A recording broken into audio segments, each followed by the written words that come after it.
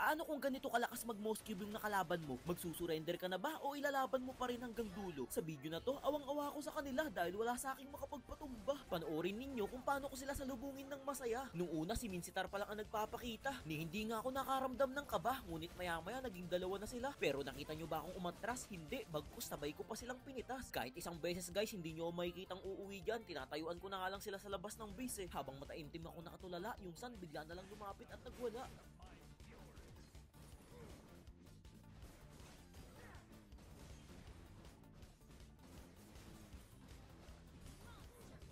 Pati tong si Granger habol na habol sa akin, kala niya yata mabibigyan niya na ako. Nagkamali ka ng wrong decision, iho. Matapos nun hindi pa rin ako umuwi, pinilit kong i-push tong pangatlong third tower nila. Tingnan nyo guys, 5 na silang pipigil sa akin dyan.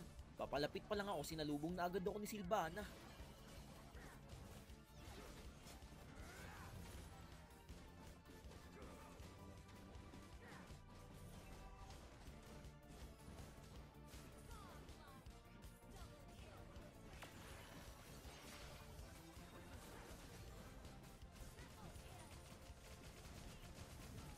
Hinahanap ko yung Granger sa pagkakataong ito. Gustong gusto ko na kasi ulit makasabage. Saktong-sakto naman, tinamaan siya ng sibat ko. Akala ko pa naman guys, ibibigay na niya. Balas ko lang kasi ako pa yung nawala. Kita nyo, magchat-chat pa yan para lang makasar sa akin. Pinabasa niya pa talaga sa lahat. Wala nang dahilan pa para sila'y kaawaan. Nang makabalik ako, buo na ang aking loob para tapusin ang laban.